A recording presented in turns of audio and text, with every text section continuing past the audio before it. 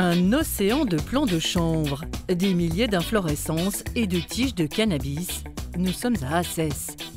Mais ne vous y trompez pas, si ce que vous voyez a bien la couleur, l'aspect et même l'odeur du cannabis, la plantation de Victor n'est pas clandestine.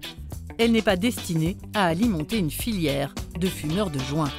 Voici du chanvre, voici du cannabis. La seule différence, c'est le terme, c'est l'origine. Donc, chanvre, c'est le terme français, cannabis, c'est le terme latin. Et donc ici, je cultive en toute légalité du cannabis. Ce cannabis ne contient aucune substance psychoactive. Ce sont des semences qui sont contrôlées par l'Union européenne. Et donc, je le cultive pour sa graine et sa fibre. Botaniquement parlant, les deux variétés sont donc cousines. Mais des années de domestication ont modifié leurs propriétés. Contrairement à son cousin récréatif, le chanvre agricole ne contient quasiment pas de THC. Le THC, c'est la molécule psychotrope qui donne au cannabis son effet euphorisant. Celle qui a mené à sa diabolisation alors que l'homme cultivait cette plante depuis des millénaires. Oui, c'était vraiment une culture de prédilection. On s'en servait pour énormément de choses. Il faut savoir que les premiers vêtements étaient en chanvre, les premiers papiers, beaucoup de médicaments. Ça a même été une ressource stratégique et une ressource de première nécessité pendant plusieurs milliers d'années. Et je me suis demandé, tiens, pourquoi est-ce que du jour au lendemain, on a pratiquement arrêté de la cultiver? Et j'ai découvert que c'était pour certains enjeux industriels. Après la découverte des énergies fossiles, donc ces raisons économiques ont fait que des gens l'ont mis de côté en le faisant passer simplement pour une drogue. Et en fait, je pense que cette plante pourrait faire un grand retour de nos jours parce que l'être humain, on a besoin de se tourner vers des plantes vers des choses, des ressources qui sont plus durables. L'intérêt écologique et économique du chanvre a séduit d'autres jeunes entrepreneurs, comme Romy et Sébastien, deux Liégeois qui ont ouvert il y a quelques mois un concept store au nom un peu provocateur. Marie-Jeanne, ça vient de marijuana, cannabis. Donc voilà, c'est un petit clin d'œil à la bonne française, on va dire à la vieille française. Et oui, c'est plus qu'évocateur. Et puis ça fait rire et ça amène la discussion parce qu'il y a des gens qui m'appellent Marie-Jeanne. Je dis non, je ne m'appelle pas Marie-Jeanne. Et du coup, on commence à expliquer le projet comme ça. Donc en fait, ça fonctionne bien. Le but était de créer une boisson à base de chanvre. Et puis en se renseignant de plus en plus sur la plante et sur le sujet, on s'est rendu compte qu'on sait faire énormément de choses. Donc on s'est dit que c'était vraiment l'occasion de faire redécouvrir cette plante qui en vaut la peine au public. Et c'est aussi un projet écologique. Ici, tous les produits sont à base de chanvre. Linge de maison, vêtements, tapis, accessoires, produits de beauté, mais pas seulement. On trouve aussi à boire et à manger. Au niveau alimentaire, c'est vraiment un produit qui correspond aux besoins du corps. Donc on a oméga 6, oméga 3, énormément de fibres, des acides aminés essentiels que le corps ne peut pas produire. On les retrouve toutes dans la graine de chanvre. Farine, graines, pâtes, huile et même une bière produite avec un brasseur local. On a des chips vegan faits avec de la farine de chanvre, une farine de pois et graines de chanvre. Donc il n'y a aucun additif, c'est vraiment un produit très sain, très naturel. Nous avons également une boisson fraîche au chanvre qui ressemble un petit peu à de l'ice tea. Alors qu'est-ce qu'on peut trouver d'autre? Des petites galettes énergétiques, très riches en énergie, chanvre et figues. Nous avons aussi des sucettes au chanvre faites avec de l'huile essentielle. Donc il n'y a aucun effet psychoactif, je vous rassure, c'est uniquement un plaisir gustatif. Voilà. Cuisinier de formation, Sébastien propose aussi des lunchs le midi, là encore avec des graines ou de l'huile de chanvre. Alors là, on va rajouter des graines de chanvre décortiquées dans la soupe, qui va apporter un petit goût noisette et un petit peu de croquant, et également donc, les protéines. Et là, on rajoute également un petit peu d'huile de chanvre pour donner de nouveau ce petit goût noisette. Et alors les bienfaits, évidemment, contenus dans l'huile. Le tout est accompagné d'un pain, et devinez quoi, à base de farine de chanvre. Une soupe courgette avec des graines de chanvre. Délicieux, vraiment très très bon. Il y a un petit goût d'amertume en plus qui donne vraiment un bon goût à la soupe. J'ai découvert que c'était possible de faire énormément de produits, autant pour la maison qu'alimentaire, à base de chanvre. Et ça, c'est vrai que c'est quelque chose que je ne savais pas du tout. Pas très loin de là, juste à côté de l'aéroport de Bierzet, 6 hectares de chanvre ont surgi de terre au printemps dernier. Alors il est beau le chanvre cette année? Oui, on a profité quand même pas mal du soleil. On a implanté, il y a eu un petit orage qui est venu et puis alors nous avons eu du soleil qui a fait croître la plante le plus vite possible. C'est ce qu'on recherche pour éviter d'avoir une invasion de mauvaises herbes vraiment au centre. De cette manière-là, on n'utilise pas de produits phyto, d'herbicides. Peu de travail aussi, on plante et on récolte, entre les deux on laisse pousser. C'est une plante écologique par excellence. Mais attention, en cultiver ne s'improvise pas. On doit faire une demande à la région wallonne avant d'implanter la plante. On doit garder les étiquettes de semences et les photocopier, leur montrer quel produit on a utilisé. Et alors le signaler quand la fleur arrive à maturité pour qu'ils viennent faire des échantillons pour être sûr qu'on n'a pas un excès de THC. On est ici sur une base de 0,2%. Sinon, on doit détruire toute la récolte. Et ça arrive parfois? Non, avec les variétés qu'on utilise, on est en dessous de la limite de 0,2%. Cette culture a repris il y a 10 ans en Wallonie. Elle compte aujourd'hui une soixantaine d'agriculteurs. L'objectif est d'atteindre les 1000 hectares en 2020. Mais elle surprend toujours les promeneurs. On a déjà eu pas mal de personnes qui s'arrêtent, intriguées par la culture, qui viennent regarder, qui reprennent un petit peu pour les copains, montrer à la famille. J'ai ramené un petit peu de bœuf, mais si vous voulez avoir vraiment l'aspect récréatif, il faudrait fumer 1 hectare. Avec son père, Quentin s'est tourné vers le chanvre il y a 2 ans. Il en a tiré 8 tonnes de paille à l'hectare l'an dernier, vendu 130 à 160 € la tonne. Et ici derrière, les ballots qui sont plus foncés, c'est du chanvre. C'est la récolte de l'année dernière. Et c'est rentable pour vous? Pour moi, oui, c'est rentable dans le sens que ça équivaut à une culture de froment, de céréales. Après défibrage dans une usine spécialisée, il obtient ce qu'on appelle de la chèvenote. Il l'utilise notamment pour pailler les boxes de certains des chevaux accueillis dans sa ferme. Le gros avantage, c'est que ça absorbe 7 fois plus que de la paille ou des anadelins, ce qui permet donc d'absorber toute l'urine du cheval. En absorbant toute cette urine-là, on évite d'avoir des mouchettes, d'avoir l'odeur d'ammoniac qui est fort désagréable pour le nez. Les chevaux apprécient, ça ne les gratte pas, contrairement à ce qu'on pourrait penser. C'est quand même un sol qui est moelleux, donc si le cheval se couche, c'est agréable pour lui. Ça. Un peu plus cher, cette litière est conseillée aux chevaux qui ont de l'asthme ou qui mangent trop de paille dans leur box. Elle peut être aussi utilisée pour tous les animaux de compagnie et elle fait le bonheur des jardiniers. En mettant 5 cm, ça empêche toutes les mauvaises herbes de pouvoir passer et trouver la lumière du jour. Mais là, c'est la chènevotte aussi, c'est un anti-limace. Donc dans les potagers, on peut les utiliser pour éviter d'avoir des limaces qui mangent les salades.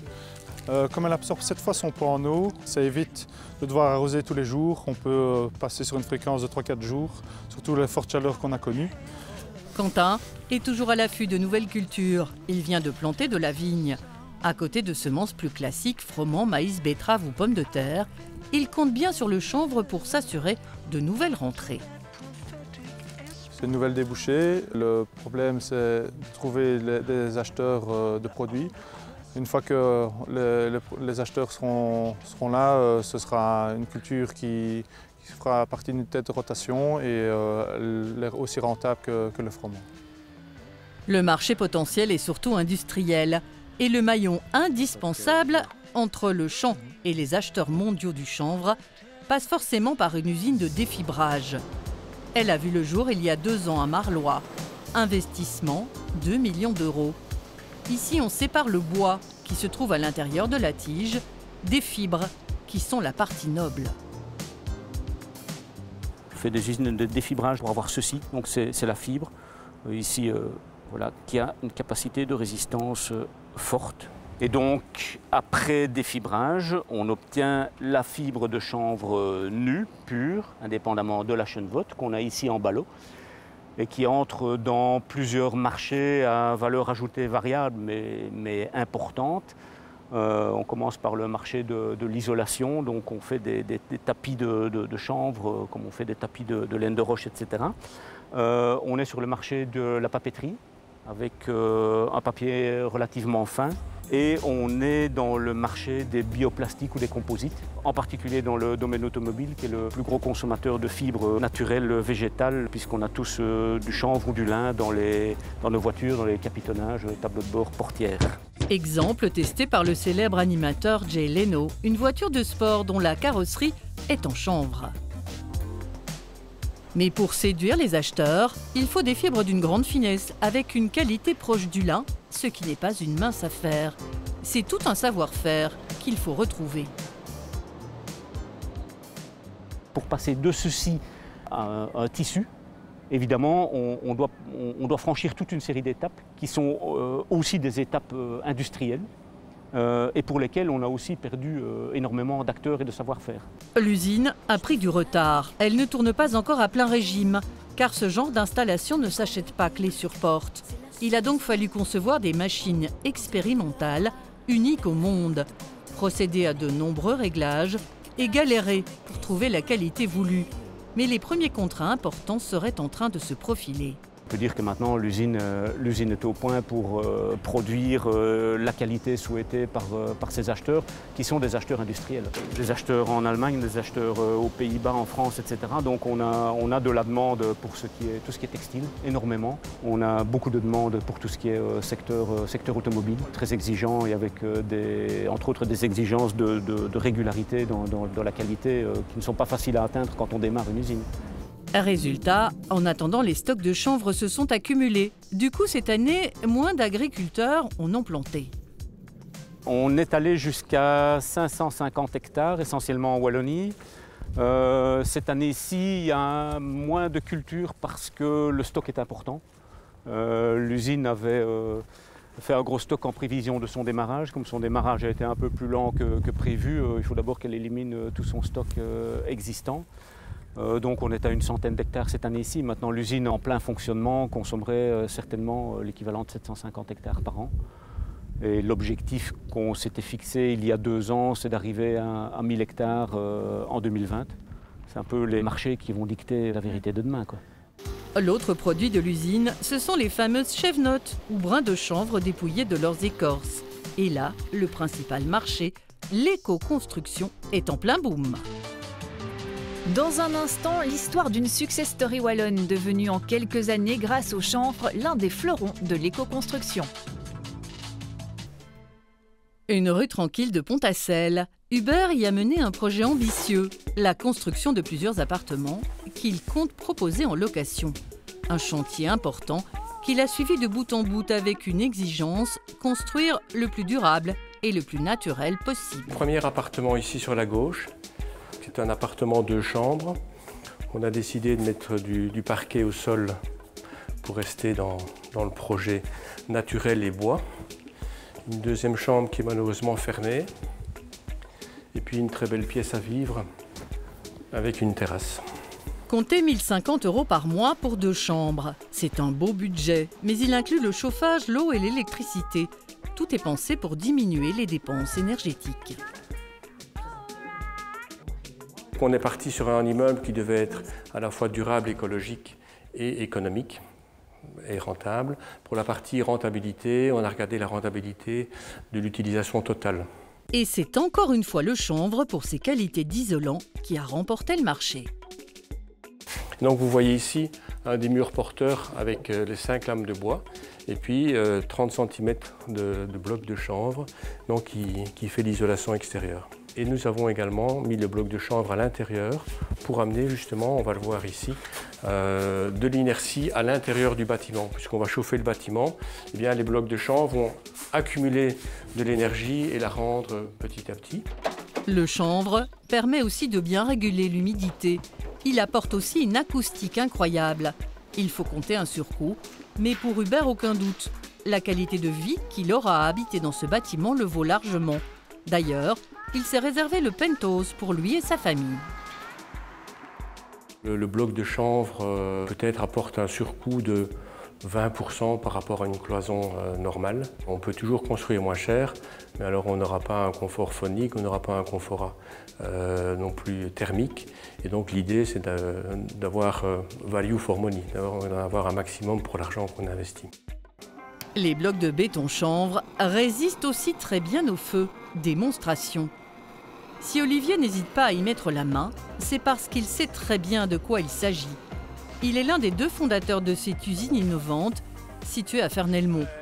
C'est lui qui, avec son associé Jean-Baptiste, a eu l'idée de fabriquer ce matériau de façon industrielle.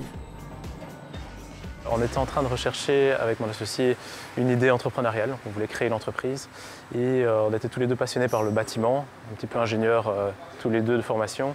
On a rencontré un chercheur qui avait travaillé sur le matériau, le béton de chanvre. Et on s'est vite rendu compte en fait, qu'il n'y avait aucun acteur en Belgique qui fabriquait ce type de produit. Et donc l'idée est née de ce constat-là. Ils ont mis la main à la pâte et d'abord ils ont travaillé de façon artisanale avant de très vite passer à la vitesse supérieure. On est passé à une production industrialisée en 2014 après un investissement d'un peu plus d'1 million d'euros dans un outil industrialisé. Et on a démarré la phase de commercialisation depuis 2014-2015. Les matières premières sont locales. Donc le chanvre que vous voyez ici vient de différents fournisseurs, mais principalement de Marlois. Donc il nous arrive sous cette forme-là, donc ce petit copeau de bois que vous voyez là, ce qu'on appelle de la chêne-vote, c'est le mot technique. Et on va utiliser ce produit pour le mélanger avec nos autres matières premières qui sont la chaux et l'eau, tout simplement, pour en fabriquer des blocs de chanvre. Encore faut-il trouver la bonne recette pour faire prendre le mélange. On a ici le chanvre qui va être dosé, il va être envoyé vers des mélangeurs. Tout ça va fabriquer ce qu'on appelle un béton de chanvre, qu'on va ensuite convoyer vers la presse, qui est le cœur de notre métier et qui fait partie de notre secret de fabrique. Donc c'est un processus de fabrication assez unique qu'on a développé ici en interne. Si personne ne l'avait encore fait, c'est parce que produire ce genre de blocs de façon industrielle est loin d'être facile. Alors, ils protègent bien leur secret. Alors, il se trouve là-bas, dans le coin, un peu plus loin, donc on ne verra pas plus précisément aujourd'hui, malheureusement, comment ça fonctionne. Une fois pressé, le mélange doit d'abord sécher plusieurs heures sur cette étagère géante à l'air libre. Il doit ensuite être stocké pendant 3 mois pour se solidifier. Donc une des contraintes de l'entreprise, c'est que les palettes doivent sécher entre 2 et 3 mois. Donc vous pouvez voir ici, on a un stock conséquent d'environ 3000 palettes de stock au quotidien, ce qui permet également de répondre aux demandes de nos clients. Et c'est pour ça qu'on a investi l'année passée dans ces nouveaux bâtiments pour avoir un site qui fait quasiment 1 hectare aujourd'hui. L'usine travaille 24 heures sur 24, 5 jours par semaine. Il en sort 1 million de blocs par an. Et depuis 3 ans, la croissance est d'environ 100% par an chaque année. Ce jour-là, l'usine reçoit d'ailleurs un tout nouveau silo et ce n'est pas fini. Alors aujourd'hui on est déjà à 25, il y a quelques années on était 2-3 personnes. On est en pleine évolution donc on va encore engager quelques personnes ici d'ici la fin de l'année et ça va à mon avis continuer dans les prochaines années dans ce sens-là. Car après les petits chantiers de rénovation d'unifamiliales, sont arrivés de plus gros projets, devenus possibles grâce au développement d'un système qui permet carrément de construire toute une maison. Comme ici sur les hauteurs de la Meuse. On ne le dirait pas, mais Alexandre est informaticien. À 39 ans, il a décidé de construire lui-même sa maison. Donc il faut que je me mette bien en face. On a reçu les premières palettes tout début juillet. Et donc, ouais, on en a déjà mis quelques-unes là. On a compté plus ou moins 2 ans. Bon, voilà, on n'est pas sans rien et on ne se met pas plus la pression que ce qu'il faut, même si j'ai envie que ça avance. Et voilà. Et dans 2 ans, on devrait y être. Architecte, c'est Julie qui a eu cette idée. Elle avait déjà travaillé avec du chanvre et voulait un matériau écologique et sain pour leur maison. Quand elle a découvert celui-ci, elle n'a plus hésité. Je connaissais déjà à la base le matériau. Ce qui nous manquait, c'était le système porteur et on n'avait pas envie de devoir non plus trop jongler avec des systèmes complexes. Donc voilà, tout le premier temps, on a été épaulé et coaché.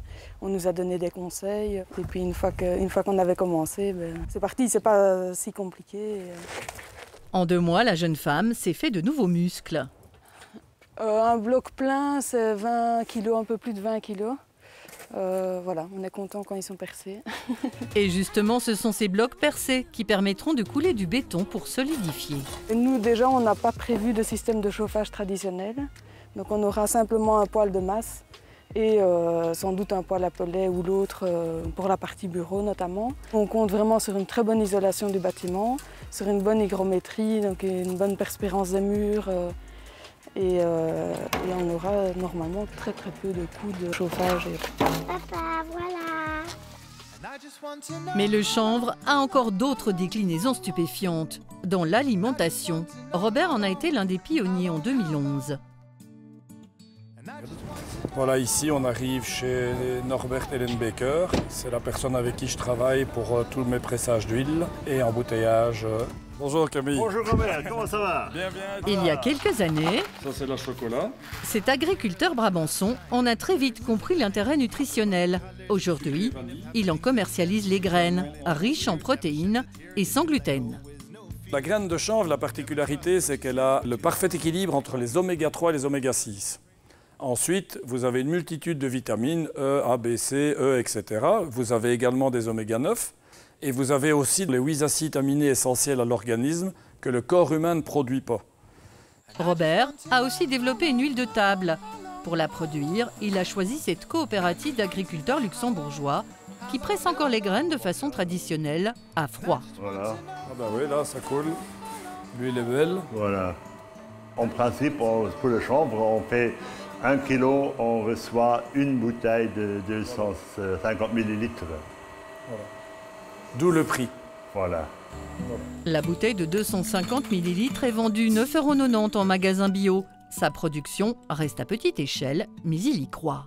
Et c'est une huile qu'on peut utiliser comment? En assaisonnement, salade, poisson, viande, sans la chauffer surtout. Oui. Ça c'est très important. Donc c'est pas une huile de cuisson. Voilà. Oui, ou chaque matin, une cuillère, c'est bon pour la santé. Très bon pour la santé. Oui. Et au niveau arthrose, C'est cœur, les âges, etc. Vous faites ça? Je le fais parfois, oui, pendant 20-30 jours. C'est prouvé aujourd'hui presque scientifiquement qu'il y a vraiment un plus, quoi. Voilà. Il y a vraiment un gros intérêt au niveau des laboratoires là-dedans, quoi, c'est sûr. Quand on voit la vitesse à laquelle ça se développe, il n'y a pas photo, c'est vraiment un produit d'avenir, quoi. Voilà. À l'avenir, il est déjà dans ce champ cultivé à Gembloux par le laboratoire de phytopathologie de l'Université de Liège. Ici aussi, on s'intéresse au chanvre pour une substance qui fait beaucoup parler d'elle depuis quelque temps, le CBD. Ce qui nous intéresse particulièrement dans le chanvre, en fait, ce sont les molécules d'intérêt pharmaceutique ou parapharmaceutique. Et dans le chanvre, donc on cultive ici, qui est du chanvre industriel, en fait, il y a une molécule qui est très intéressante, qui est le cannabidiol, donc appelé également le CBD, et qu'on trouve donc sur les fleurs femelles du chanvre.